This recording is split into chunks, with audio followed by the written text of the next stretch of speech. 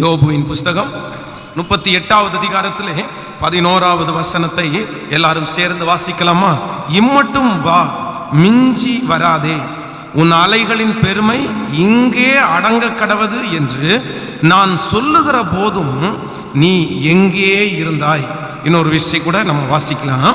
இம்மட்டும் வா, மிஞ்சி வராதே, உன் அலைகளின் பெருமை இங்கே அடங்க கடவது என்று நான் சொல்லுகிற போதும் நீ எங்கே இருந்தாய்.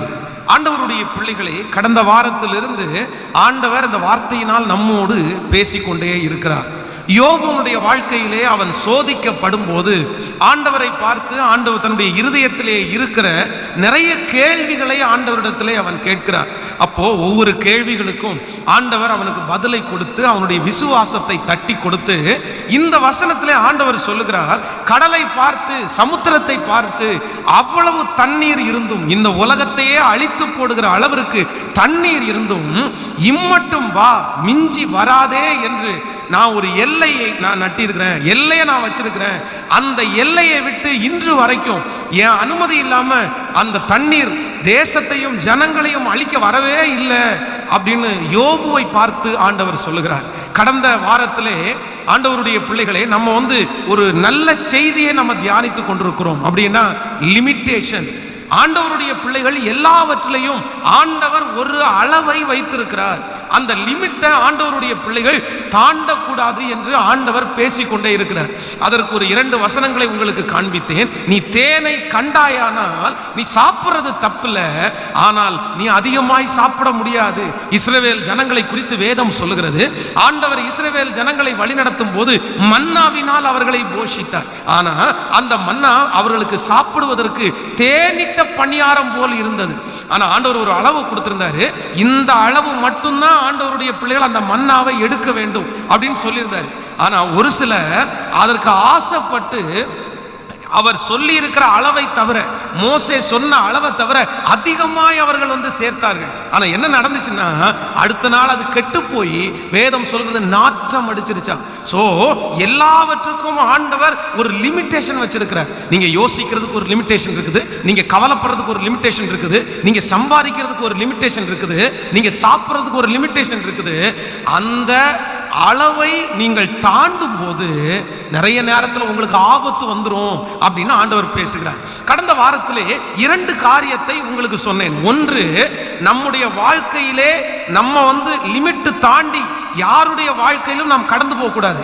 இன்னொன்று, லிமிட் தாண்டி நம்மை யாருடைய வாழ்க்கையிலையும் உள்ளே கொண்டு வரக்கூடாது. கடந்த வாரத்தில் அந்த 2 காரியத்தை சொல்லி 1லே 3ஐ சொன்னேன். அப்படி என்றால் நீங்கள் இன்னொருத்தருடைய வாழ்க்கையிலே லிமிட்டை தாண்டி போகக்கூடாத 3 காரியங்களை குறித்து கடந்த வாரத்திலே நாம் ஆண்டவருடைய சமூகத்திலே தியானித்தோம். நம்பர் 1, முதலாவதாக நம்ம மற்றவருடைய வாழ்க்கையிலே லிமிட்டை தாண்டி போகக்கூடாத முதல் காரியம் என்றால், இன்னொருத்தருடைய ஆவிக்குரிய வாழ்க்கையில ஒரு தேவனுடைய பிள்ளை அந்த லிமிட்டேஷனை தாண்டி போகக்கூடாது. ரட்சிக்கப்படுவதற்கு ஜனங்களுக்கு சுவிசேஷம் சொல்லுவது நம்மேல் விழுந்த கடமை. அவர்களுக்காக பரிதபிக்கணும், அவர்களுக்காக மன்றாடணும், அவர்களுக்காக பணத்தை கூட செலவு பண்ணலாம். ஆனா இன்னொருத்தருடைய ஆவிக்குரிய வாழ்க்கையில லிமிட்டேஷனை தாண்டி ஒரு தேவனுடைய பிள்ளை போகவே கூடாது. அதை குறித்த ஒரு பெரிய விளக்கத்தை கடந்த வாரத்தில் உங்களுக்கு சொன்னேன். உங்களுக்கு ஞாபகம் இருக்கும் என்று நம்புறேன். நம்பர் 2, இரண்டாவது, ஆண்டவருடைய பிள்ளைகள் இன்னொருத்தருடைய வாழ்க்கையில லிமிட்டை தாண்டி நீங்க போகக்கூடாது. என்னவென்றால், இன்னொருத்தருடைய தவறுகளை திருத்துகிறதுல நீங்க லிமிட்டேஷனை தாண்டி போகக்கூடாது. கவனிங்கள், சிலரை குழியிலிருந்து எடுப்பதற்கு, சிலரை மரணத்திலிருந்து தூக்கி விடுவதற்காகத்தான் ஆண்டவர் நம்மை தெரிந்து கொண்டிருக்கிறார். நிறைய பேருடைய தப்பை நம்ம திருத்தணும், நிறைய பேரை ஆண்டவருக்குள்ள கொண்டு வரணும், நிறைய பேருடைய அடிமைத்தனத்திலிருந்து நம்ம அவர்களை வெளியே கொண்டு வர வேண்டும். ஆனா நீங்க சிலருடைய தவறுக்குள்ள போய் அவர்களை திருத்த நினைக்கும் போது லிமிட்டேஷன் இருக்குது. சோ லிமிட்டேஷன் இல்லாம, கண்ட்ரோல் இல்லாம அவங்களுடைய தவறுகளை திருத்த போக நினைக்கும் போது சிலர் அதே தவறுகளை செய்கிறவர்களாய் மாற்றப்படுகிறார்கள். சோ நம்பர் 3, மூன்றாவதாக, ஒரு தேவனுடைய பிள்ளை மற்றவர்களுடைய வாழ்க்கையிலே நீங்கள் லிமிட்டை தாண்டி போக கூடாதது என்னன்னா, இன்னொருத்தருடைய கஷ்டத்துல ஆண்டவருடைய பிள்ளைகள் லிமிட்டோட தான் போகணும் அப்படின்னு ஆண்டவர் பேசினார். நன்றாய் கவனிங்கள். இன்னொருத்தருக்கு உதவி செய்ய வேண்டியது நம்மேல் விழுந்த கடமை. நமக்கு அப்படிப்பட்ட சுபாவம் நமக்கு வேண்டும். வேதம் சொல்கிறது, ஏழைகளுக்கு இறங்குறவன் கர்த்தருக்கு கடன் கொடுக்கிறான், ஆண்டவர் அதை அவனுக்கு திருப்ப கொடுக்கிறார். சோ நமக்கு மனதுருக்கம் அவசியம், நம்ம உதவி செய்ய வேண்டியது அவசியம், 10 பேருக்கு நம்ம சாட்சியா வாழ வேண்டியது அவசியம். ஆனாலும் இன்னொருத்தருடைய கஷ்டத்துல நம்ம கொஞ்சம் தூரம் தான் போக முடியும். அதான் அதற்கு ஒரு ரொம்ப அழகான ஒரு வரியை சொன்னேன். நீங்க கொடுத்தா கிள்ளி தான் கொடுப்பீங்க, ஆனா ஆண்டவர் கொடுத்தா அள்ளி கொடுப்பாரு. அள்ளி கொடுக்கிற ஆண்டவரை காமிக்காம கிள்ளி கொடுக்கிற உங்களே நீங்க காமிச்சிட்டீங்கன்னா அவங்க ஆசீர்வாதத்தை பெற்றுக்கொள்ள முடியாது. சோ நீங்க மற்றவர்களுக்கு உதவி செய்ய வேண்டும், மற்றவர்களுடைய கஷ்டத்துல நீங்க உள்ள போய் அவங்களுக்கு ஹெல்ப் பண்ணணும். ஆனா மிக முக்கியமான ஒன்று என்னன்னா, ஆண்டவர் தான் எல்லா கஷ்டத்திற்கும் நிரந்தரமான தீர்வு என்கிறத அவங்களுக்கு நீங்க காண்பித்து கொடுக்காம இருக்கவே கூடாது. சோ இந்த 3 காரியத்தையும் கடந்த வாரத்தில் நம்ம தியானித்து நம்ம ஜெபிச்சோம். அநேகருக்கு இந்த செய்தி ஆசீர்வாதமா இருந்திருக்கும் என்று நம்புகிறேன். கைகளை உயர்த்தி ஒரு ஹல்லேலூயா சொல்லுங்கள், சத்தமா ஒரு ஹல்லேலூயா சொல்லுங்கள். இந்த நாளிலே இந்த வார்த்தைக்காக ஆண்டவருடைய சமூகத்தில் ஜெபித்த போது ஆண்டவர் இந்த வசனத்தினுடைய அடுத்த ஒரு பகுதியை கொடுத்து, ஒரு தேவனுடைய பிள்ளை தன்னுடைய வாழ்க்கையிலே அந்த வரப்பை மீறி உள்ளே அனுமதிக்க கூடாத 3 விதமான பிரச்சனைகள், இல்லை என்றால் 3 விதமான நபர்கள் உங்க வாழ்க்கையில இந்த 3 காரியமும் அந்த லிமிட்டேஷனை தாண்டி உள்ள வந்துடக்கூடாது. அப்படி ஒரு 3 காரியங்களை ஆண்டவர் என்னுடைய இருதயத்திலே பேசினார். அந்த காரியத்தை உங்களோடு பேசி உங்களுக்காக ஜெபிக்க போறேன். நம்பர் 1, முதலாவதாக வேதத்தை திறந்து நம்ம ஒரு வசனத்தை வாசிக்கலாமா? எல்லாரும் எடுத்துக்கொள்ளுங்கள். 1 ராஜாக்களின் புஸ்தகம் 11ஆம் அதிகாரத்தை நாம் எடுத்துக்கொள்ளலாம். 1 ராஜாக்கள் 11ஆம் அதிகாரத்திலே 4வது வசனத்திலிருந்து நம்ம வாசிக்க போகிறோம். 1 ராஜாக்கள் ஸ்தோத்திரம் 11வது வசனம், சரி 3வது வசனத்திலிருந்து வாசிக்கலாம். அவர்களுக்கு பிரபுக்கள் குலமான 700 மனையாட்டிகளும் 300 மறுமனை ஆட்டிகளும் இருந்தார்கள். அவனுடைய ஸ்திரீகள் அவன் இருதயத்தை வழுவி போக பண்ணினார்கள். சாலோமன் வயது சென்றபோது அவனுடைய மனைவிகள் அவன் இருதயத்தை அந்நிய தேவர்களை பின்பற்றும்படியாய் சாய பண்ணினார்கள். அதனாலே அவனுடைய இருதயம் அவன் தகப்பனாகிய தாவீதின் இருதயத்தை போல தன் தேவனாகிய கர்த்தரோடே உத்தமமாய் இருக்கவில்லை. இன்னொரு விசை கூட 3வது வசனத்திலிருந்து வாசிக்கலாமா? சாரி 2வது வசனத்திலிருந்து வாசிக்கலாமா? கர்த்தர் இஸ்ரவேல் புத்திரரை நோக்கி, நீங்கள் அவர்கள் அண்டைக்கும் அவர்கள் உங்கள் அண்டைக்கும் பிரவேசிக்கல் ஆகாது. அவர்கள் நிச்சயமாய் தங்கள் தேவர்களை பின்பற்றும்படி உங்கள் இருதயத்தை சாய்க்க பண்ணுவார்கள் என்று சொல்லி இருந்தார். சாலமோன் அவர்கள் மேல் ஆசை வைத்து அவர்களோட ஐக்கியமாய் இருந்தார். 4வது வசனம், சாலோமன் வயது சென்ற போது அவனுடைய மனைவிகள் அவன் இருதயத்தை அந்நிய தேவர்களை பின்பற்றும்படி சாய பண்ணினார்கள். அதனால் அவனுடைய இருதயம் அவன் தகப்பனாகிய தாவீதின் இருதயத்தை போல தன் தேவனாகிய கர்த்தரோடே உத்தமமாய் இருக்கவில்லை.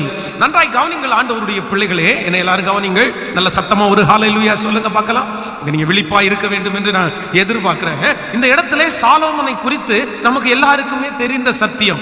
அவனுடைய முதல் ஜெபத்திலே ஆண்டவருடைய இருதயத்தை அவன் கவர்ந்து விட்டான். உடனே ஆண்டவர் சொல்றாரு, எப்பா அவனுக்கு என்ன வேணும், நீ என்ன வேணாலும் கேளு.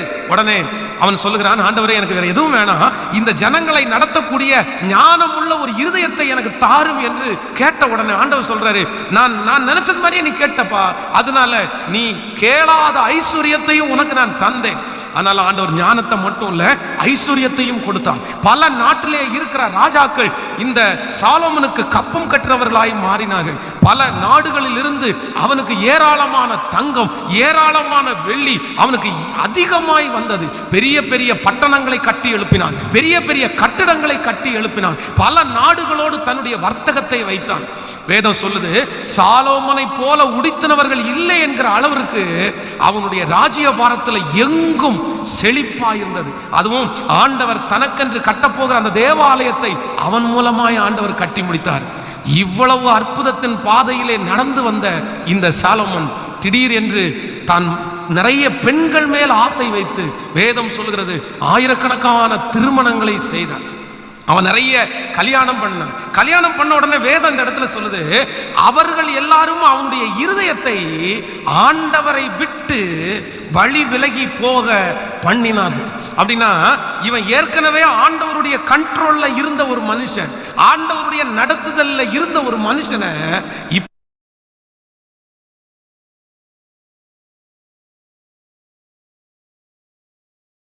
யோசேப்பை குறித்து வேதம் சொல்லுகிறது, போத்திபாருடைய வீட்டிலே யோசேப்பு இருக்கிற போது யோசேப்புனாலே அந்த குடும்பம் ஆசீர்வதிக்கப்பட்டது. யோசேப்பு போய் எல்லாத்தையும் பக்காவா சரி பண்ணிட்டான். யோசேப்பின் மூலமாய் ஆண்டவர் அந்த குடும்பத்தை, போத்திபாருடைய குடும்பத்தை நிறைய ஆசீர்வதிச்சாரு. எல்லாருடைய கண்களை அவனுக்கு தயவு கிடைச்சிருச்சு. ஆனா போத்திபாருடைய மனைவி அவனை கண்ட்ரோல் பண்ணணும்னு நினைக்கிறாங்க, கண்ட்ரோல் பண்ண நினைக்கிறாங்க. ஆனா அவன் சொல்லிட்டான், நான் சிறைச்சாலைக்கு போனாலும் பரவாயில்ல, எனக்கு இதனால நஷ்டம் வந்தாலும் பரவாயில்ல, என்ன கண்ட்ரோல் பண்ற அளவிற்கு நான் சுயமா எதையும் செய்ய முடியாத அளவுக்கு என்ன தடுக்கிற இடத்துல கண்டிப்பா நான் இருக்க மாட்டேன்னு சொல்லி அவர்களுக்கு அடிபணியல்ல. அதனாலதான் ஒரு மகிமையான காரியத்தை கர்த்தர் அவன் மூலமாய் செய்து முடிக்க வல்லவராய் இருந்தார். கைகளை அசைத்து ஒரு ஹல்லேலூயா சொல்லுங்க. சோ சிக்கிறாதீங்க, மனுஷனுடைய கையில சிக்கிறாதீங்க. மனுஷனை உள்ள அளவுக்கு மிஞ்சி பர்மிஷன் கொடுத்து அவங்க உங்களை கண்ட்ரோலுக்குள்ள வைக்கிறது மாதிரி நீங்க தயவு செய்து யாருமே அப்படி போயிடாதீங்க. கண்ட்ரோல் யார் கையில தான் இருக்கணும்? நம்ம கையில் தாங்க இருக்கணும், நம்ம கையில் தான் இருக்கணும். நம்ம தான் அந்த கிருபை ஆண்டவர் நமக்கு தர வல்லவர். கைகளை உயர்த்தி ஒரு ஹல்லேலூயா சொல்லுங்க. கோயம்புத்தூர்ல கடந்த நாட்கள்ல ஒரு மிகப்பெரிய ஒரு ஸ்கூல், கிட்டத்தட்ட ஒரு 7-8 ஆண்டுகளுக்கு முன்பாக இந்த பன்னிமடைக்கு பக்கத்தில் அந்த ஸ்கூல் ஆரம்பிக்கப்பட்டது. ஸ்கூலு ப்ளஸ் ஒரு பெரிய ரெட்ரீட் சென்டர் மாதிரி, கிட்டத்தட்ட அது ஒரு 100 ஏக்கருக்கு மேலே ஒரு மலைக்கு கீழே அதை கிளியர் பண்ணி அதை பண்ணியிருக்காங்க. அதில் நீங்கள் போய் பார்த்தீங்க அப்படின்னா ரொம்ப நல்லா இருக்கும். என்ன அப்படின்னா அதனுடைய விளையாட்டு, அதை பண்ணியிருக்கிற இடம் ரொம்ப, அதை பார்த்தாலே அந்த பில்டிங்ஸ் எல்லாம் ரொம்ப நல்லா இருந்துச்சு. நான் அதை போய் பார்த்தேன். அப்போ அந்த இடம் விற்க போகிறாங்க அவங்க. நான் சும்மா அதை எப்படி பண்ணியிருக்காங்கன்னு பார்க்குறதுக்காக தான் நான் போனேன். அப்போ போகும்போது அங்கே ஒரு லேடி இருந்தாங்க. அதை அந்த 100 ஏக்கரையும் சேர்த்து அந்த ஸ்கூலை கட்டினவர் ஒரு மிகப்பெரிய ஒரு சினிமா நடிகர் தான் அதை கட்டியிருக்காரு. அவர் வெளியே இருக்கிறாரு. இந்த ஒரே ஒரு லேடி அவங்கள அங்கே ஹெட்டாக வச்சுருக்காங்க. அவங்க தான் எங்களை கூட்டிகிட்டு போனாங்க, அவங்க தான் எங்களை காமிச்சாங்க, எல்லாத்தையும் முடிச்சிட்டாங்க. அப்போது அங்கே இருக்கிற ஒருத்தர் சொல்கிறாரு, இந்த மொத்தமும் இந்த அம்மாவுடைய கண்ட்ரோலில் இருக்குது அப்படின்னாரு. நான் சொன்னேன், இந்த அம்மா யார், அவங்களுக்கு யார் அப்படின்னு கேட்டால், அவங்க வீட்டில் சமையல் பண்ணி கொடுக்கறதுக்காக வந்த ஒரு லேடி.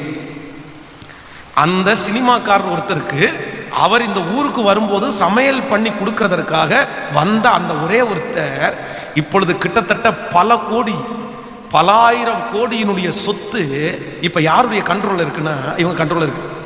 அவங்கள பார்த்தீங்கன்னாலே வில்லி மாதிரி இருந்தாங்க. அப்படியே வாய் ஃபுல்லா வெத்தலை பாக்கு போட்டுட்டு, அவ்வளோ பெரிய கண்மை போட்டுட்டு, நம்ம பார்த்தாலே என்னப்பா இவங்க செய்வன வைப்பாங்க போல தெரியுது, அந்த மாதிரி ஒரு தோட்டம் அவங்களுக்குள்ள இருந்துச்சு. கண்ட்ரோல் பண்ணி ஃபோன் பண்ணி வேண்டாம் கொடுக்கலாம். இவங்களுடைய பெர்மிஷன் இல்லாம அவர் எதுவுமே செய்ய முடியாது. பணம் சம்பாதிக்கிறது பெருசு இல்லை. சிலரை உங்களுடைய வாழ்க்கையிலே லிமிட்டேஷனுக்கு மிஞ்சி நீங்க உள்ள விட்டுட்டீங்க அப்படின்னா கேர்ஃபுல்லா இருங்க, ரொம்ப கேர்ஃபுல்லா இருங்க. அவங்க உங்களை என்ன பண்ணிடுவாங்க தெரியுமா? சில நேரத்தில் அவங்களே உங்களை கண்ட்ரோல் பண்ண ஆரம்பிச்சிருவாங்க. அது மாமா வீடா இருக்கலாம், அத்தை வீடா இருக்கலாம், சொந்தமா இருக்கலாம். இல்லை என்ன ஆளுகை செய்கிறது ஒரே ஒருத்தர் தான், என்னை கர்த்தர் மட்டுமே ஆளுகை செய்வாராக. உங்க கையை மேல உயர்த்தி ஆண்டுடைய சமூகத்தில் சொல்லுங்க, ஆண்டவரே நீர் ஒருவரே நான் ஆளுகை செய்கிறவர். முழு பலத்தோட சொல்லுங்க. அப்பா பார்த்து, ஆண்டவரே நீர் ஒருவரே, நன்றாய் முழு பலத்தோட சொல்லுங்க. ஏசப்பா நீர் ஒருவரே சொல்லுங்க. நீங்க ஒருத்தர் தான் என்ன ஆளுகை செய்ய முடியும். ஆமென். சத்தமா ஒரு அல்லேலூயா சொல்லுங்க. அவங்க விடுன்னு சொன்னா விட்டுறணும், அவங்க வித்துருனா வித்துறணும், அவங்க இவங்கள்ட்ட பேசாதன்னா பேசக்கூடாது, இவங்கள்ட்ட போய் மன்னிப்பு கேளுன்னா மன்னிப்பு கேட்டுறணும்.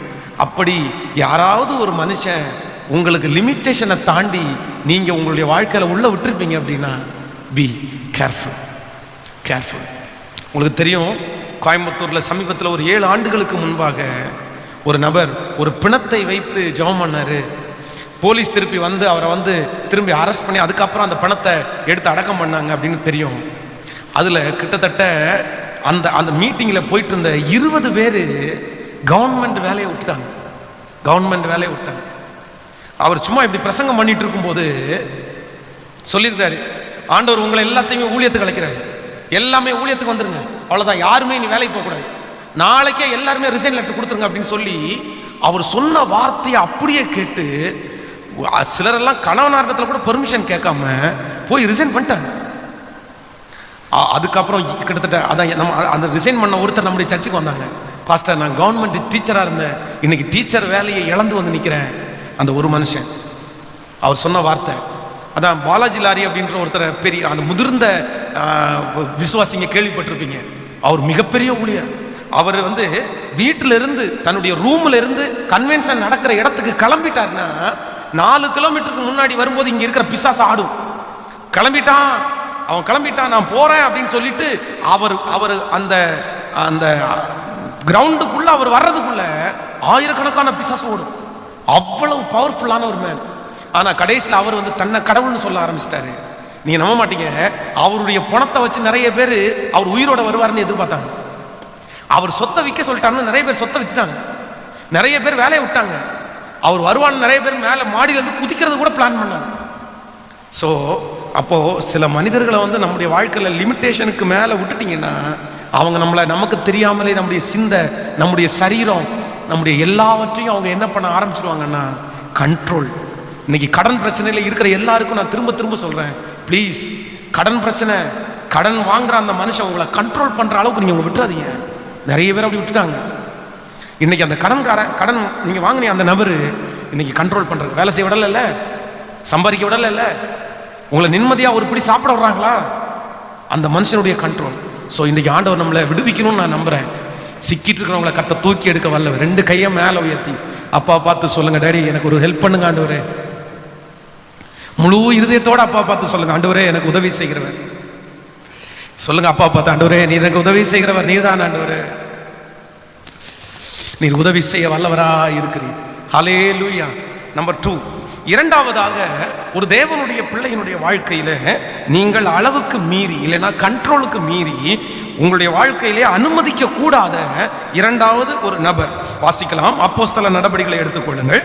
அப்போஸ்தலர் 16ஆம் அதிகாரத்தை எடுத்துக்கொள்ளலாமா? அப்போஸ்தலர் 16ஆம் அதிகாரத்தில் ஸ்தோத்திரம். அப்போஸ்தலர் 16ஆம் அதிகாரம் 18வது வசனத்தை நம்ம வாசிக்க போகிறோம். அப்போஸ்தலர் 16ஆம் அதிகாரத்திலே 18வது வசனத்தை நம்ம வாசிக்க போகிறோம். இப்படி அநேக நாள் செய்து கொண்டு வந்தாள். பவுல் சினம் கொண்டு திரும்பி பார்த்து, நீ இவளை விட்டு புறப்படும்படி இயேசு கிறிஸ்துவின் நாமத்தினாலே உனக்கு கட்டளையிடுகிறேன் என்று அந்த ஆவியுடனே சொன்னான். அந்நேரமே அது புறப்பட்டு போயிற்று. அவர்களுடைய எஜமான்கள் தங்கள் ஆதாயத்து நம்பிக்கை அற்று போயிற்று என்று கண்டு பவுலையும் சீலாவையும் பிடித்து சந்தை வெளியிலுடைய அதிகாரியிடத்தில் இழுத்து கொண்டு போனார்கள். நீங்கள் 16வது வசனத்திலிருந்து நம்ம வாசிக்க போறோம். எல்லாம் சத்தமா வாசிக்கலாமா? நாங்கள் ஜெபம் பண்ணுகிற இடத்திற்கு போகையில் குறி சொல்ல ஏவுகிற ஆவியை கொண்டிருந்து குறி சொல்லுகிறதுனால் தன் எஜமான்களுக்கு மிகுந்த ஆதாயத்தை உண்டாக்கின ஒரு பெண் எங்களுக்கு எதிர்பட்டாள். அவள் பவுலையும் எங்களையும் பின்தொடர்ந்து வந்து, இந்த மனுஷர் உன்னதமான தேவனுடைய ஊழியக்காரர், ரட்சிப்பின் வழியை நமக்கு அறிவிக்கிறவர்கள் என்று சத்தமிட்டாள். நன்றாய் கவனிங்கள் ஆண்டவருடைய பிள்ளைகளே, என்ன பாருங்க, எல்லாரும் கவனிக்கிறீங்களா? இந்த இடத்துல அப்போஸ்தலனாகிய பவுல், சீலா இவங்க எல்லாரும் சேர்ந்து ஊழியத்திற்காக கடந்து போகிறார்கள். இவர்கள் ஊழியத்திற்காக கடந்து போகும்போது இங்கே வந்து குறி சொல்லுகிற ஒரு ஆவியுடைய ஒரு பெண் என்ன பண்றா அப்படின்னா, இந்த அப்போஸ்தலனாகிய பவுலும் அவங்களும் நடந்து போகும்போது அவளுக்கு சொல்றது வழக்கம் என்னன்னா, தேவன் இவங்க யாராமா பவுலையும் எங்களை பார்த்து, இந்த மனுஷர் உன்னதமான தேவனுடைய ஊழியக்காரர், ரட்சிப்பின் வழியை நமக்கு அறிவிக்கிறார்கள் என்று சத்தமிட்டார்கள்.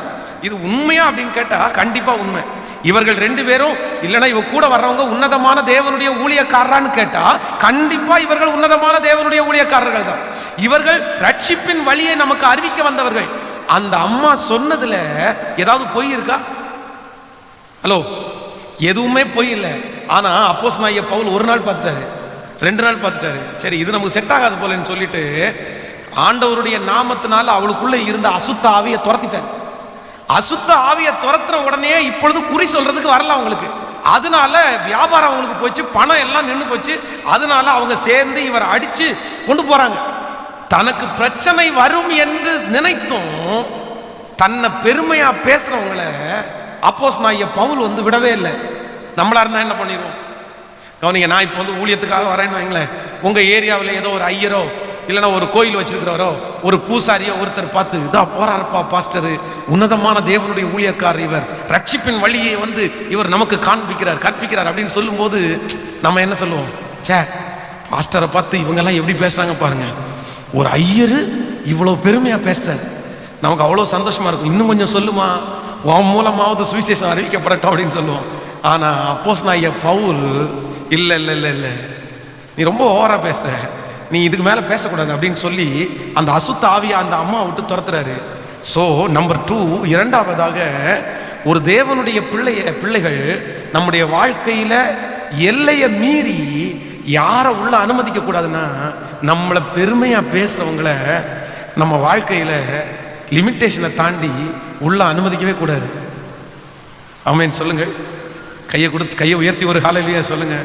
நம்ம நிறைய பேருக்கு காசு கொடுத்தாவது அவங்க நம்மளை பெருமையா பேச மாட்டாங்களான்னு தான் இன்னைக்கு உலகம். அதான் இன்னைக்கு இருக்கிற அரசியல் பாத்தீங்க அப்படின்னா, யார் அவர்களை குறித்து பெருமையா பேசுறாங்களோ அவங்களுக்கு எக்ஸ்ட்ரா காசு.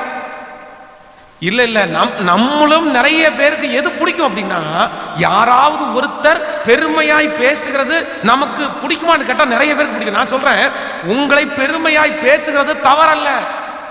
ஆண்டவர் ஏற்கனவே நமக்கு சொல்லி இருக்கிறாரு, உன் பேரை நான் பெருமைப்படுத்துவேன். அநேகர் உங்களுடைய பேரை பெருமையாய் பேசுற அளவுக்கு ஆண்டவர் உங்களை உயர்த்துறது உண்மை. ஆனா ஒண்ணு, ரொம்ப ஓவரா உங்க வாழ்க்கைய அழிகிற அளவுக்கு உங்களை அவங்க என்ன பண்ணிடக்கூடாது சொல்லுங்க. 7 வருஷம் கண்டினியூவா ஒரு இடத்துல வேலை பார்த்துட்டு இருந்தாரு.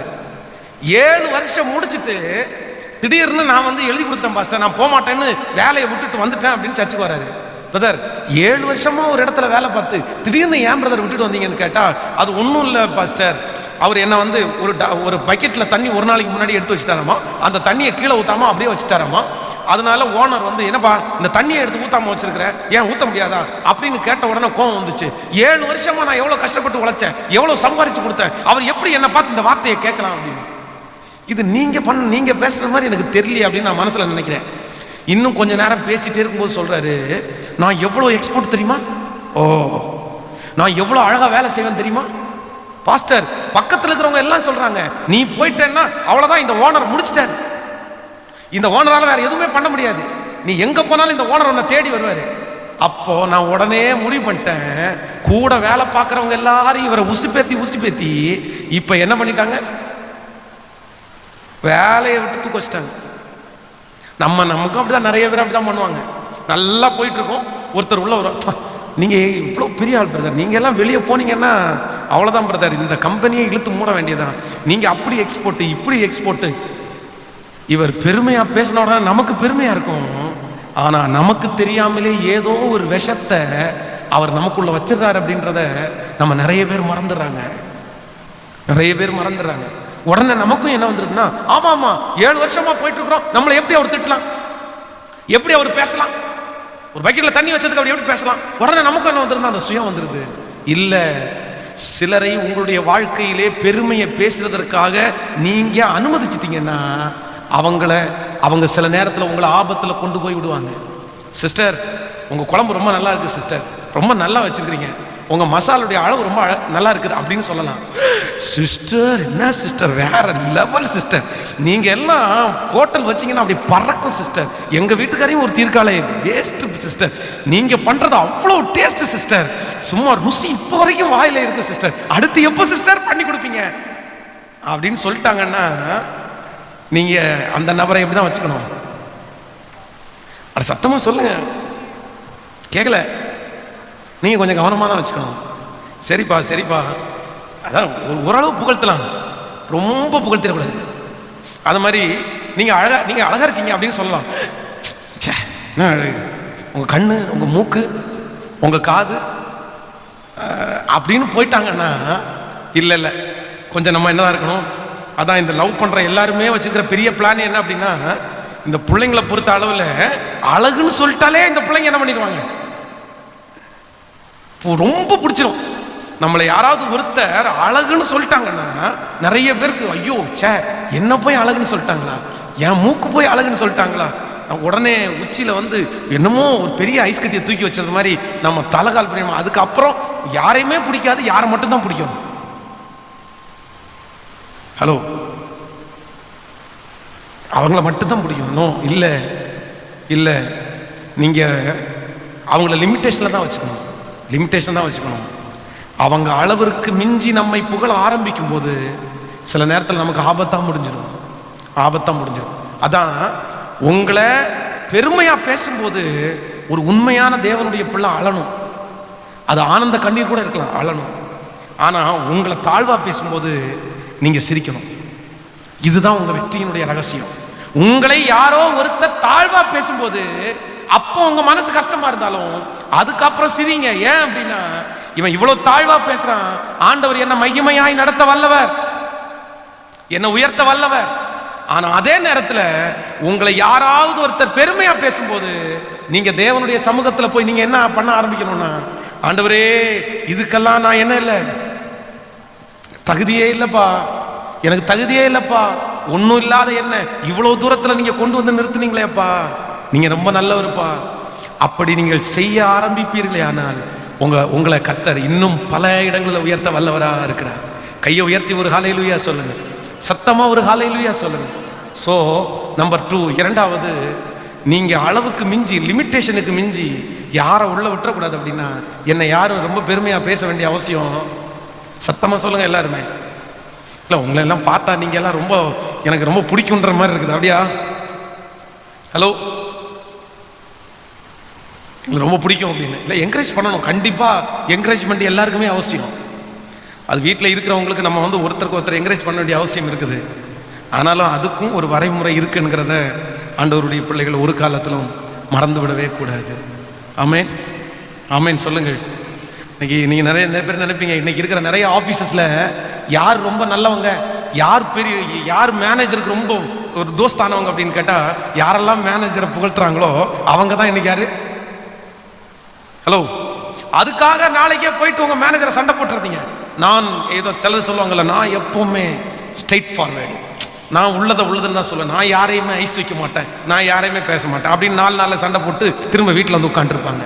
அந்த மாதிரி இன்னும் சிலர் சொல்லுவாங்க, அவ்வளோதான் அங்கே குற்றம் நடக்குது, அந்த குற்றத்தில் நான் கையிட மாட்டேன் அப்படின்னு. நான் சொல்கிறேன், அவங்க குற்றம் செய்கிறாங்க, அதுக்காக நீங்கள் வந்து எதிர்த்து பேசணும்னு அவசியம் கிடையாது. அவங்க பண்ற குற்றத்திற்கு அவங்க அதிகாரி. நீங்க அவர்கள் நடுவில் நீங்க நீதிமானா நடைங்க, நீங்க உண்மையா நடைங்க. ஒரு நாள் உங்களை பார்த்து அவங்க மாறுற ஒரு சூழ்நிலையை கர்த்தர் கொடுக்க வல்லவரா இருக்கிறார். ஆமேன்னு சொல்லுங்கள். ஆனா நிறைய பேர் என்ன நினைப்பாங்கன்னா, குற்றம் நடக்கிற இடத்துல நான் இருக்க மாட்டேன், இங்க போய் பேசுற இடத்துல நான் இருக்க மாட்டேன், இவங்க என்னமோ பெரிய இயேசு கிறிஸ்து மாதிரி, இவங்க ஒரு பொய்யும் சொன்னதே இல்லாத மாதிரி. நான் சொல்றேன், ஆண்டவருடைய பிள்ளைகள் ஒரு பொய்யும் சொல்லாம தான் வாழணும். ஆனா அதே நேரத்தில் அங்க வாழ்ந்து காமிக்கணுமே தவிர அதை விட்டுட்டு ஓடவே கூடாது. நம்ம சுற்றி இருக்கிற மேகம் போன்ற இத்தனை திரளான சாட்சிகள், நம்மை சுற்றி பாவமான யாவற்றையும், நிறைய சுற்றி பாவம் தான் இருக்குது, விசுவாசமா வாழ்றது நம்ம கையில கர்த்தர் கொடுத்திருக்கிறார். ஆமேன்னு சொல்லுங்கள். எத்தனை பேர் இன்னைக்கு காலை வேளையில சொல்லுங்க, ஆண்டவரை பார்த்து, ஆண்டவரை இனி என்ன பெருமையா பேசுறவங்களை நான் உள்ள விட வேண்டிய அவசியம் இல்லை. ஆமேன்னு சொல்லுங்கள். கர்த்தருடைய சமூகத்தில் தாழ்மையாக நான் சொல்லுகிறேன். கடந்த நாட்களிலே வந்து ஒரு மீட்டிங் ஒருத்தர் வந்து என்னை வச்சிருந்தாங்க. அப்போ ஒரு நோட்டீஸ் அவங்க வந்து பண்ணி அனுப்புனாங்க. அந்த நோட்டீஸில் அவங்க வந்து ரெவரண்ட் பாஸ்டர் பென்ஸ் அப்படின்னு போட்டு கீழே பயங்கரமாக பேரெல்லாம் போட்டு எல்லாருக்கும் அப்படி தான் போட்டு அனுப்பியிருந்தார். அப்போது அவர் வந்து அந்த வீடியோ பண்ணி அனுப்ப கேட்கும்போது நான் ஒரே ஒரு வார்த்தை மட்டும் சொன்னேன், பாஸ்டர் அந்த ரெவரண்ட் அப்படின்றத மட்டும் தூக்கிடுங்க, சும்மா பாஸ்டர் அப்படின்னு போட்டாலே போதும், இல்லைன்னா பேர் போட்டால் மட்டும் கூட போதும் அப்படின்னு. உடனே அவர் சொன்னார், என்ன சொல்லிட்டு இருக்கீங்க, நீங்கள் எவ்வளோ பெரிய ஊழியக்காரர், உங்களுக்கு ரெவரண்ட் போட்டணும் அப்படி. நான் சொன்னேன், இல்லை வேணாம் அப்படின்னு. அதுக்கப்புறம் அவர் திரும்ப சொன்னார், அங்கே இருக்கிற எல்லாருக்கும் நான் ரெவரண்ட் போட்டிருக்கிறேன், உங்களுக்கு மட்டும் போடாமல் இருந்தால் அது நல்லா இருக்காது அப்படின்னு. பரவாயில்ல, அவங்களுக்கு போட்டுக்க. எனக்கு அவர் எத்தனையோ என்கிட்ட வாக்குவாதம் சொன்னார், இந்த மாதிரி கண்டிப்பாக போடலாம் அப்படின்னு. இல்லை இல்லை இல்லை இல்லை, நான் பெருமைக்காக சொல்லலை, நம்ம ஏன் அதை போடணும், நம்ம எதுக்காக அப்படி இது பண்ணணும். அந்த சின்ன சின்ன விஷயத்தில் கூட நான் சொல்கிறேன், மற்றவங்கள் நம்மை புகழ்த்துகிறத நம்ம ரொம்ப கேர்ஃபுல்லாக தான் இருக்கணும். நமக்கு இருக்கிற மிகப்பெரிய ஆபத்து நம்மளை திட்டுறதில்லை, நம்மளை புகழ்த்துறது தாங்க நம்மளை ஆபத்து. தாவீது சிமையை தூசிக்கும் போது பாவத்தில் விழல, ஆனால் யோவாப் நீங்கள் வீட்டில் இருங்க, நாங்கள் யுத்தத்தை பார்த்துக்குறோம் அப்படின்னு சொல்லும்போது தான் ஆபத்து வந்துருச்சு. நீங்கள் ஜெயசம்பம் நட்டுறதுக்கு மட்டும் வந்தால் போதும், நீங்கள் வீட்டில் இருங்கன்னு நம்ம கூட வேலை செய்யறவன், நம்ம கூட இருக்கிறவன் இவ்வளோ பெருசாக நம்மளை நம்புறானே அப்படின்னு சொல்லும்போது தான் ஆபத்து வந்துருச்சு. சிலருடைய வாழ்க்கையில் சிலர் உங்களை குறைவாய் பேசும்போது உங்களுக்கு ஒரு ஆபத்தும் இல்லை, ஒரு ஆபத்தும் இல்லை, ஒரு ஆபத்தும் இல்லை. ஆனால் பெருமையாக பேசும்போது நிறைய ஆபத்து நமக்கு இருக்கத்தான் செய்யுது. எத்தனை பேர் ஆமோதிக்கிறீங்க? இன்னும் நீங்கள் வளரும்போது நிறைய பேர் உங்களை பெருமையாக பேசும்போதும் ஒரே ஒரு சீக்ரெட் மட்டும் சொல்லிக் கொடுக்குறேன், அதை இருதயத்திலையும் மைண்ட்லையும் மட்டும் கொண்டு போகாமல் இருந்துட்டீங்கன்னா போதும். ஹலோ ஹலோ, கையை உயர்த்தி ஒரு ஹல்லேலூயா சொல்லுங்க. மற்றவங்க பெருமையாக பேசும்போது அதை மைண்ட்லையும் இருதயத்திலையும் கொண்டு போகாமல் இருந்தால் போதும். சரியா? அதை மைண்டில் கொண்டு போயிட்டீங்கன்னா தலக்கணம் வந்துடும், நம்ம தான் பெரிய ஆள். இல்லை இல்லை இல்லை, கொண்டு போக வேண்டாம். நமக்குள்ளே எப்பவும் ஒன்று இருக்கணும், நம்ம ஒர்த்து அப்படின்னு இல்லை, நான் ஒர்த்லெஸ் அப்படின்னு தான் நினைக்கணும். கைகளை உயர்த்தி ஒரு ஹல்லேலூயா சொல்லும். ஸோ நம்பர் 3, மூன்றாவதாக ஒரு தேவனுடைய பிள்ளை தன்னுடைய வாழ்க்கையிலே உள்ளே அதான் அளவுக்கு மிஞ்சி அனுமதிக்கப்படக்கூடாத மூன்றாவது காரியத்தை வாசிக்க போகிறோம். நியாயாதிபதிகளின் புஸ்தகத்தை நம்ம எடுத்துக்கொள்ளலாமா? நியாயாதிபதிகளின் புஸ்தகத்திலே ஸ்தோத்திரம் 16ஆம் அதிகாரத்தை எடுத்துக்கொள்ளலாம். நியாயாதிபதிகளின் புஸ்தகம் 16ஆம் அதிகாரத்திலே 16வது வசனத்தை நம்ம வாசிக்க போகிறோம். 16ஆம் அதிகாரம் 16வது வசனத்தை சேர்ந்து வாசிக்கலாமா? இப்படி அவனை தினம் தினம் தன் வார்த்தைகளாலே நெருக்கி அலட்டி கொண்டிருக்கிறதுனால் சாகத்தக்கதாய் அவன் ஆத்துமா விசனப்பட்டது. தன் இருதயத்தை எல்லாம் அவளுக்கு வெளிப்படுத்தி, சவரவன் கத்தி என் தலையின் மேல் படவில்லை, நான் என் தாயின் கற்பத்தில் பிறந்த முதல் தேவனுக்கென்று நசரேயனானவன், என் தலை சிரைக்கப்பட்டால் என் பலம் என்னை விட்டு போகும், அதனாலே நான் பலட்சியமாகி மற்ற எல்லா மனுஷரை போலும் ஆவேன் என்று அவளிடத்திற்கு சொன்னான். 15வது வசனத்திலிருந்து வாசிக்கலாமா? அப்பொழுது அவள் அவனை பார்த்து, உன் இருதயம் என்னோடே இராதிருக்க உன்னை சிநேகிக்கிறேன் என்று நீ எப்படி சொல்லுகிறாய்? நீ இந்த 3 விசையும் என்னை பரியாசம் பண்ணினாய் அல்லவா? உன்னுடைய மகாபலம் எதனாலே உண்டாயிருக்கிறது என்று எனக்கு சொல்லாமற் போனாயே என்று சொல்லி, இப்படி அவனை தினம் தினம் தன் வார்த்தைகளாலே நெருக்கி அலட்டி கொண்டிருக்கிறதுனால் சாகத்தக்கதாய் அவன் ஆத்துமா விசனப்பட்டு. எப்படி விசனப்பட்டுச்சாமா? சாகத்தக்கதாய் அவன் ஆத்துமா விசனப்பட்டு.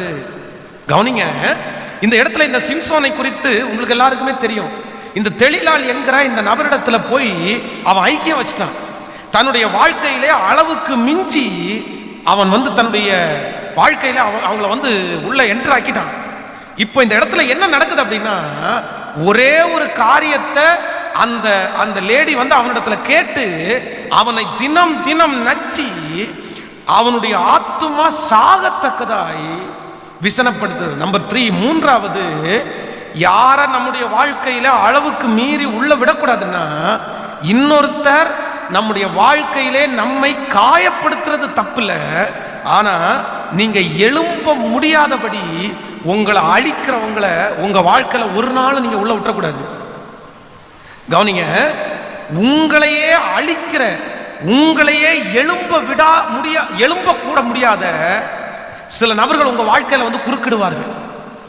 பாருங்க, அவங்க ஏதோ ஒன்று பேசுவாங்க, பேசினதுக்கு அப்புறம் நீங்க சாதிக்கணும்ன்ற எண்ணமே உங்களுக்குள்ள இருக்காது. ஒரு காரியத்தை நீங்க துவங்கணும்னு நினைப்பீங்க, அவங்க குறுக்க பேசுவாங்க பாருங்களேன், செத்தா கூட அந்த காரியத்தை திரும்ப செய்ய மாட்டேன் அப்படின்னு நினைப்பீங்க. அதான் உங்க ஆவிய நாளுக்கு நாள் உடைக்கிற, நொறுக்கிற. அவங்கள்ட்ட பேசினாலே உங்க இருதயம் பலப்படாது. உங்க இருதயம் என்ன பண்ணும் அப்படின்னா அப்படியே இடிஞ்சு போயிடும். சிலர் இருக்காங்க பாருங்க, ஒரு கல்யாணத்துக்காக நல்ல ட்ரெஸ் பண்ணிட்டு ஒரு கல்யாணத்துக்கு போறாங்கன்னு வைங்களேன், அங்க இருக்கிற ஒரு நபர் பார்த்து, என்ன இன்னைக்கு ரொம்ப சிம்பிளா வந்திருக்கிறீங்க, ரொம்ப டல்லா இருக்கிறீங்க, நீங்க நல்லாவே இல்லை அப்படின்னு சொன்னா, இந்த நபர் சந்தோஷமா போன கல்யாணத்துல கடைசி வரையிலும் துக்கத்தோட இருந்து, ஐயோ நான் நல்லா இல்லையோ, ஐயா என் சேரி நல்லா இல்லையோ, ஐயோ என் சட்டை நல்லா இல்லையோ, நான் ஃப்ரெஷ்ஷா இல்லையோ அப்படின்னு திரும்பி வந்தவங்களை எத்தனையோ பேரை பார்த்துருக்கிறேன். சிலரை உங்க வாழ்க்கையில அளவுக்கு மிஞ்சி உள்ள விட்டுட்டீங்கன்னா அவங்க உங்களை என்ன பண்ணிடுவாங்கன்னா, சாகிற வரைக்கும் உங்களை கொண்டு போய் விட்டுருவாங்க. உங்களை சைன் பண்ணவே விட மாட்டாங்க, உங்களை எழும்ப பண்ணவே விட மாட்டாங்க. இன்னும் அப்படிப்பட்ட காரியத்துல ஆண்டவருடைய பிள்ளைகள் ஜாக்கிரதையா இருக்கணும். நான் சொல்றேன், உங்களை 1000 பேர் காயப்படுத்துறது தப்பு இல்லை. இன்றைக்கு இந்த பலிபீடத்துல சொல்றேன், எத்தனையோ பேர் என்னை காயப்படுத்தி இருக்கிறார்கள், என் இருதயத்தை உடைச்சிருக்காங்க. ஆனா ஒரு நாளும் என்னை எழும்ப முடியாத அளவுக்கு அவங்களுடைய வாழ்க்கையில நான் அவங்களுக்கு என்னை விட்டு கொடுத்ததே இல்லை. யாரோ ஒருத்தர் இந்த ஜபத்தில் இருக்கிறவர்களை உங்களை பேசி பேசி சொல்லி சொல்லி சொல்லி உங்களை குத்தி காமிச்சு, என்னைக்கோ ஒரு நாள் நீங்க செய்த தவறுகளை சுட்டி காமித்து, இல்லைன்னா உங்களுடைய பலவீனங்களை சுட்டி காமித்து, உங்களுடைய தோல்விகளை சுட்டி காமிச்சு உங்களை நாளுக்கு நாள் யாரோ ஒருத்தர் உங்களை எழும்ப விடாதபடி தடை பண்ணி உட்கார வச்சிருக்கீங்கன்னா, இன்னைக்கு ஆண்டவருடைய சமூகத்தில் இல்ல இல்ல இல்ல அப்படி பேசுறவங்களை நான் ஏத்துக்க மாட்டேன், அப்படி பேசுறவங்களோட நான் ஐக்கியம் வச்சுக்க மாட்டேன் அப்படின்ற ஒரு முடிவை ஆண்டவருடைய பிள்ளைகள் தயவு செய்து இன்னைக்கு எடுங்கன்னு ஆவியானவர் பேசுகிறார். கைகளை உயர்த்தி ஒரு ஹல்லேலூயா சொல்லுங்க. கரங்களை அசைத்து ஒரு ஹல்லேலூயா சொல்லுங்க. சிலரிடத்துல பேசும்போது உங்க ஆவி அப்படியே உயிர்ப்பிக்கும், சிலரிடத்துல பேசும்போது உங்க ஆவி அப்படியே தொய்ந்து போகும். ஆனா ஒரு கொடுமை என்ன அப்படின்னா, திரும்ப திரும்ப அப்படிப்பட்ட ஆட்களிடத்திலே போய் தச்சு வச்சு, அப்படிப்பட்ட ஆட்களிடத்திலே போய் ஆலோசனை கேட்டு, அப்படிப்பட்ட ஆட்களையே தனக்கு முன்மாதிரியா வச்சிருக்கிறது எவ்வளவு பெரிய தவறு, எவ்வளவு பெரிய தவறு. அதான் அவங்க பேசும்போதே உங்க ஆவி அப்படி உடைஞ்சு போகல. மிக மிக கவனமா இருக்க வேண்டியது. நான் அப்படிப்பட்டவங்களை என் லைஃப்குள்ள வச்சுக்க மாட்டேன். ஆமேன் சொல்லுங்கள். கைகளை அசைத்து ஒரு ஹல்லேலூயா சொல்லுங்கள். இப்படி ஊழியத்தில் பல பேரை நான் பார்த்து கொண்டிருக்கிறேன். ஏன் பிரதர் நீங்க எழும்பல, ஏன் பிரதர் நீங்க இப்படி இருக்கிறீங்க அப்படின்னா, நம்மளதான் அவங்க இப்படி சொல்லிட்டாங்க, அவங்க இப்படி சொல்லிட்டாங்க, அவங்கள ரிஜெக்ட் பண்ணிட்டாங்க. ஒருத்தர் ரிஜெக்ட் பண்ண உடனே உங்க தரிசனம் ஒன்றும் இல்லாமல் போயிருமா, உங்க எதிர்காலம் ஒன்றும் இல்லாமல் போயிருமா? அவங்க சொன்ன உடனே உங்களுக்கு வாழ்க்கை இல்லையா? அவங்க சொன்ன உடனே உங்களுடைய எல்லா கிருபைகளும் உங்களை விட்டு போயிருச்சா? இல்லை இல்லை இல்லை இல்லை. நான் நம்புறேன், அவங்களுக்கு முன்பாக நம்ம வாழ்ந்து காட்டுறது தான் ஆண்டவர் நம்ம மேலே வச்ச பெரிய இரக்கம். ஆமென் சொல்லுங்க. கைகளை உயர்த்தி ஒரு ஹல்லேலூயா சொல்லுங்க. இந்த ஜபத்தில் இருக்கிற யாரோ ஒருத்தருடைய வாழ்க்கையில் உங்களை குறிச்சோ, உங்கள் குடும்பத்தை குறிச்சோ, உங்கள் பிள்ளைகளை குறிச்சோ, உங்கள் வேலையை குறிச்சோ, உங்கள் சரீரத்தை குறிச்சோ, உங்களுடைய படிப்பை குறிச்சோ, உங்கள் குடும்பத்தில் நடந்த சில காரியத்தை நினைச்சோ யாரோ ஒருத்தர் உங்களை பேசி பேசி பேசி பேசி உங்களை உடைச்சி உங்களை சுக்குநூறாக மாற பண்ணி, நீ அவ்வளோதான், நீ அவ்வளோதான், நீ அவ்வளோதான் அப்படின்னு மைனஸாக நெகட்டிவாக பேசிட்டே இருப்பாங்கன்னா, அவங்க வார்த்தையை காது கொடுத்து கூட கேட்காதீங்க. அவங்க உங்கள் வாழ்க்கையில் ஒரு பார்ட்டாக தயவு செய்து வைக்காதீங்க. அவங்களுடைய ஆலோசனை உங்களுக்கு தேவையே இல்லை. அவங்களுடைய ஆறுதல் என்கிற பேர்ல உங்க மனசை கஷ்டப்படுத்துற அந்த ஆறுதல் நமக்கு தேவையே கிடையாது. அப்படி தேவையே கிடையாது. அவங்கள உங்க வாழ்க்கையில என்டர்ஃபியர் ஆகிறதுக்கு விடவே விடாதீங்க. அவங்கள ஒரு லிமிட்டேஷன்ல வைங்க. அவங்களுக்கு ஃபோன் போட்டு பேசாதீங்க. என்ன கேட்டா அவங்க ஃபோன் பண்ணா கூட அவாய்ட் பண்ணிக்கிறது நல்லது. அவங்க நாளுக்கு நாள் உங்களுடைய இருதயத்தை, விசுவாசத்தை குறைப்பாங்களே தவிர உங்களை எழும்பி நிற்க பண்ண அவங்களால முடியாது. உங்க பிள்ளையை குறித்து எத்தனை நாள் தான் மைனஸா பேசுவாங்க, உங்களை குறித்து எத்தனை நாள் தான் மைனஸா பேசுவாங்க, இல்லைண்டா உங்களுடைய சம்பாத்தியத்தை குறித்து எத்தனை நாள் தான் அவங்க அப்படி பேசிட்டு இருப்பாங்க. No no no no. நான் சொல்றேன், உலகத்தில் இருக்கிறவனை விட உங்களுக்குள்ளே இருக்கிறவர் பெரியவர், உங்களை நிறுத்துகிறவர் பெரியவர். எப்பேற்பட்ட சூழ்நிலையிலே இருந்தாலும் உங்களை ராஜாக்களோடு நிறுத்த பண்ணுகிற தேவன் அவர் பெரியவராக இருக்கிறார். அவர் நினைச்சார் அப்படின்னா உங்களை எவ்வளவு பெரிய எட்டாத உயரத்திலையும் கர்த்தர் உங்களை நிறுத்த வல்லவராக இருக்கிறார். அவரால் முடியும். அவர் நம்மோடு கூட இருக்கிறார். ஸோ நான் ஒரு கூட்டத்தை மட்டும் உள்ள நான் விட மாட்டேன். யாரை தெரியுமா? என்னை பற்றி ரொம்ப குறைவாய் பேசிக்கொண்டே இருக்கிற நபர்களை நான் என்னுடைய வாழ்க்கையில் விடவே மாட்டேன். பார்க்கும் போதெல்லாம் மைனஸாக தான் பேசுறது. எத்தனை நாளைக்கு தான் அப்படி பேசுவாங்க? அதே மாதிரி உங்க பிள்ளைகள் கூட ஸ்கூல்ல படிக்கும்போது கூட பிள்ளைகளுக்கு தயவு செய்து சொல்லிக் கொடுங்க பேரண்ட்ஸ். ஏன்னா ஒருவேளை நம்முடைய பிள்ளைங்க குண்டா இருக்கிறதுனாலயோ, ஒல்லியா இருக்கிறதுனாலயோ, கலர் இல்லாம இருக்கிறதுனாலயோ, கூட இல்ல பல்லு நீட்டமா இருக்கிறதுனாலயோ, கால் கோணையா இருக்கிறதுனாலயோ, யாரோ கூட இருக்கிறவங்க அப்படி பேசும்போது அதை கண்டுக்க வேணாம்னு சொல்லுங்க. என் கண்ணால பார்க்கறத நான் சொல்றேன். எத்தனையோ பேர் அப்படி பிள்ளைங்க அப்படி நினைச்சு சைக்காலஜிக்கலா எஃபெக்ட் ஆயிருக்காங்க. அவங்க அப்படி வழி நடத்திடுவாங்க. அவங்களுடைய வாயிலிருந்து நல்ல வார்த்தை வரவே வராது. ஐயோ நீ எல்லாரை விட வித்தியாசமா இருக்க, நீ எல்லாரோட அப்படி இருக்க, உன் பல்லு ரொம்ப நீண்டு இருக்குது, அப்படி இருக்கு இப்படி இருக்கு சொல்லியே டேலண்ட் எல்லாம் உடைக்கப்பட்டு அப்படி உட்கார வச்சுட்டாங்க. இல்லை அவங்களுக்கு என் வாழ்க்கையில இடமே இல்லை. ஆமென் சொல்லுங்க. ரெண்டு கைகளை மேல ஏசப்பாட்டை உயர்த்தி ஆண்டவரத்துல சொல்லுங்க, ஆண்டவரே நீர் என்னை உயர்த்துகிறவர், நீர் என்னை ஆசீர்வதிக்கிறவர்.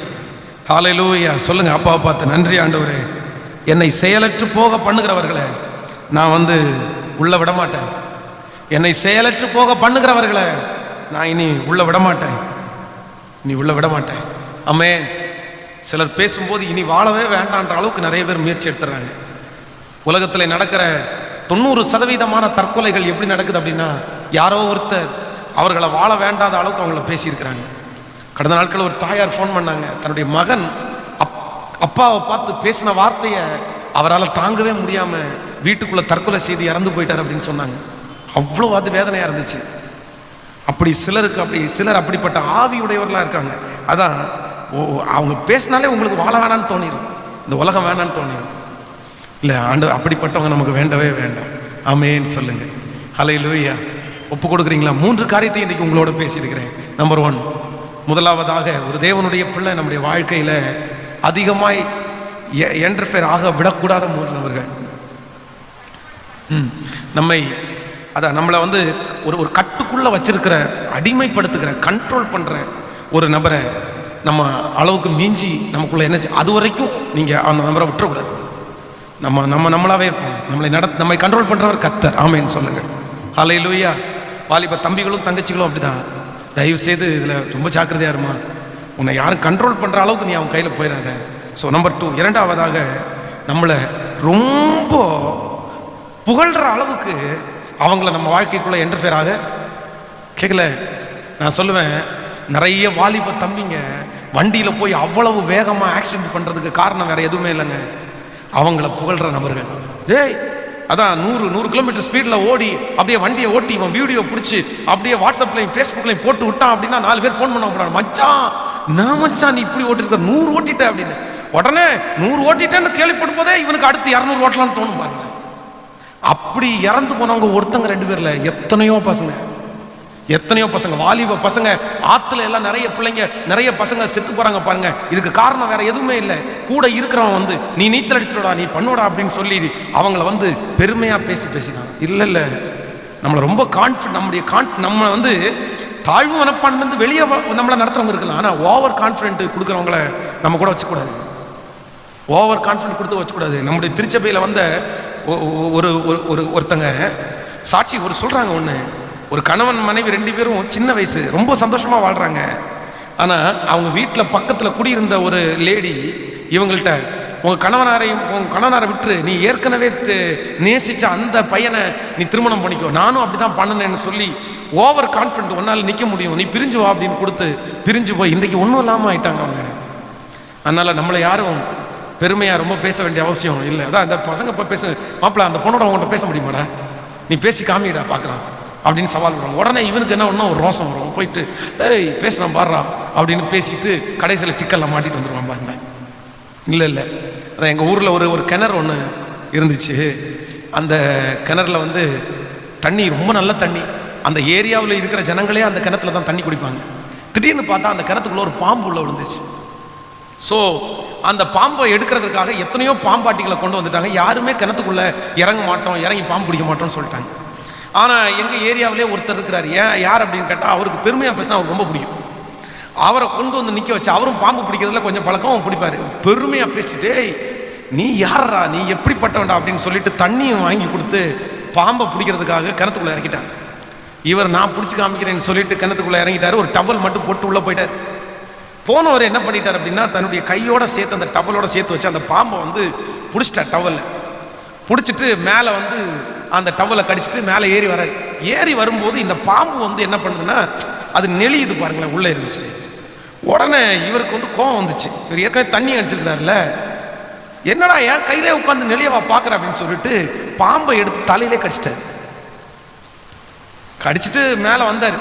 பெருமையாக பேசிட்டு பாரு கடிச்சிட்டேன் இப்படின்னு வந்தார். வந்துட்டு கரையில் ஏறின அடுத்த நிமிஷத்தில் அப்படியே மயங்கி கீழே விழுந்தார். வாயில் நுரம் வந்துருச்சு. 5 மினிட்ஸ்க்குள்ள இறந்துட்டார். 5 நிமிஷத்துல இறந்துட்டார். காப்பாற்றவே முடியல, செத்துட்டார். கேர்ஃபுல், ரொம்ப கேர்ஃபுல். நிறைய பேர் பெருமையாக பேசி நம்மளை அழிச்சிருவாங்க. ரொம்ப கேர்ஃபுல்லாக இருக்கும். குடும்பத்தை பிரிச்சிருவாங்க, கணவன் மனைவி உறவை பிரிச்சிருவாங்க, நம்முடைய ட்ராக்கே சேஞ்ச் பண்ணி விட்டுருவாங்க. இல்லை நம்மளை இருக்கிற அளவுக்கு நமக்கு போதும். ஆமேன்னு சொல்லுங்க. நம்பர் 3, மூன்றாவது, யாரை நீங்கள் அளவுக்கு மிஞ்சி உள்ள விடக்கூடாது அப்படின்னா, உங்களை ரொம்ப எழும்ப முடியாத அளவுக்கு உங்களை குறைவாய் பேசுகிறவங்களை நீங்கள் உள்ள விடவே வேண்டாம். அவங்கள விட்டு விலகுங்க. ஆமேன்னு சொல்லுங்க. நம்மோடு கூட இருக்கிற ஆண்டவர் பெரியவர். ஆமேன். எல்லாரும் அப்படியே எழும்பி நிற்கலாம் ஆண்டவருடைய சமூகத்தில். Thank you holy spirit. நன்றி ஆண்டவரே. எல்லாரும் எழுப்பி கர்த்தருடைய சமூகத்துக்கு நின்று, நீ நல்லவர், உங்களை போல யாரும் இல்லை. ஆண்டவர் உங்க எல்லாரோடையும் இருக்கிறார். ஆண்டவர் பகலிலே வெயிலுக்கும் நிலவுக்கும் கர்த்தர் உங்களை விலக்கி பாதுகாத்துக் கொள்ளும். இந்த உலகத்தில் இருக்கிற எந்த தீங்கும் உங்களை வந்து அணுகாதபடி கர்த்தர் பாதுகாத்து. ஜெபத்தில் மட்டும் உறுதியாய் தரித்திருங்க. ஒருவேளை இந்த செய்தியை இன்னொரு விஷயம் கேட்கணும்னு நீங்கள் நினச்சிட்டிங்கன்னா, நம்ம வந்து ஃபஸ்ட் சர்வீஸினுடைய அந்த இதை லைவாக வந்து கம்ஃபர்ட் சேனலில் போஸ்ட் பண்ணியிருக்கிறோம். இன்னொரு விஷயம் நீங்கள் அதை கேட்டு எங்களோடு சேர்ந்து ஆராதிங்கள். அது உங்களுக்கு ரொம்ப பிரயோஜனமாக இருக்கும். ஆமேன்னு சொல்லுங்கள். ஹல்லேலூயா. உங்களுக்காக ஜெபிக்கிறேன். ஆண்டவரே, உம்முடைய பிள்ளைகள் எல்லாருக்காகவும் நான் பாரத்தோடு ஜெபிக்கிறேன். இந்த 3வது ஆராதனையை வெற்றியாய் முடிக்கிறதற்கு நீ கொடுத்த கிருபைக்காக நன்றி அப்பா. உம்முடைய பிள்ளைகளை மனதார ஆசீர்வதிக்கிறேன். அவர்கள் புறப்பட்டு போகும்போது தேவ சமூகம் அவர்களுக்கு முன்பாய் கடந்து போகட்டும். ஆண்டவரே, எந்த சூழ்நிலையும் எந்த பலவீனமும் என் பிள்ளைகளை தொடாதபடி கர்த்தர் வேலி அடைப்பீராக ராஜா. அவர்கள் நினைப்பதற்கும் வேண்டுவதற்கும் அதிகமாய் கர்த்தர் செய்யும். உங்க மகிமை தாங்கட்டும். இயேசுவின் மூலம் ஜெபம் எடுக்கிறோம் நல்ல பிதாவே, ஆமென். என் ஆத்துமாவே கர்த்தரை ஸ்தோத்திரி, என் முழுமே பரிசுத்த நாமத்தை ஸ்தோத்திரி. என் ஆத்துமாவே கர்த்தரை ஸ்தோத்திரி. கர்த்தர் செய்த சகல உபகாரங்களையும் மறவாதே. நம்முடைய ஆண்டவராகிய இயேசு கிறிஸ்துவின் கிருபை, பிதாவாகிய தேவனுடைய அன்பு, பரிசுத்த ஆவியானுடைய அந்யோன்ய ஐக்கியம் நம்மனரோடும் இன்றும் என்றும் சதா காலம் கூட இருப்பதாக. ஆமென்.